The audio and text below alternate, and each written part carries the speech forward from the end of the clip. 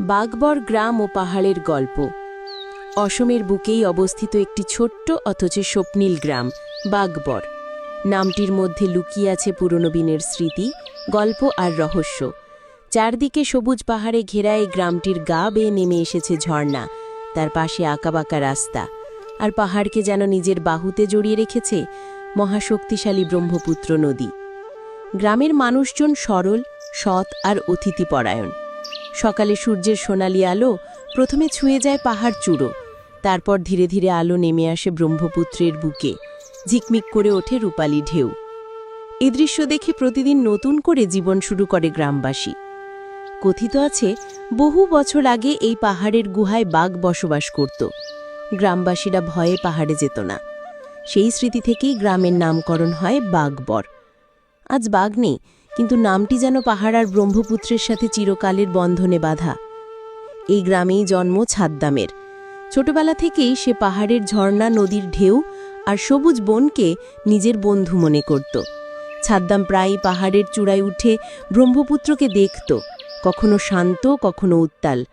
নদীটাকে যেন জীবন্ত এক রূপকথার চরিত্র ভাবত। গ্রামের জীবন সহজ ছিল না।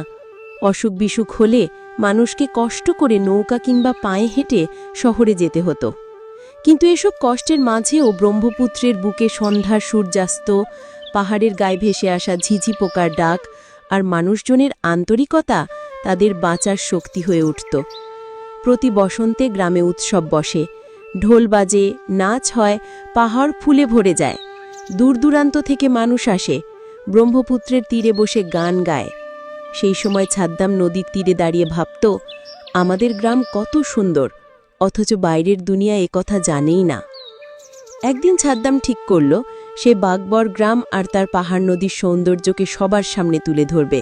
সে পাহাড়ের ছবি তুলল, নদীর ধারে কবিতা লিখল, আর শহরে নিয়ে গিয়ে মানুষের সামনে প্রদর্শন করল।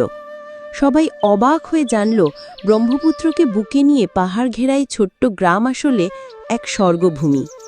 এরপর থেকে পর্যটকরা আসতে শুরু করল বাগবর গ্রামে। তারা পাহাড়ে উঠল, ব্রহ্মপুত্রের ঢেউ ছুঁয়ে দেখল, আর গ্রামবাসীর সাথে মিলেমিশে থাকল। ছাদ্দাম খুশি হল, কারণ তার স্বপ্ন পূর্ণ হল। নিজের গ্রামকে সে পুরো বিশ্বের সাথে পরিচয় করিয়ে দিল। আজ বাগবর শুধু একটি গ্রাম নয়, এটি এক জীবন্ত কবিতা। পাহাড়, ব্রহ্মপুত্র, মানুষ আর ভালোবাসা মিলে গড়ে তুলেছে এমন এক আশ্রয়, যেখানে প্রকৃতি মানুষের সবচেয়ে বড় সঙ্গী।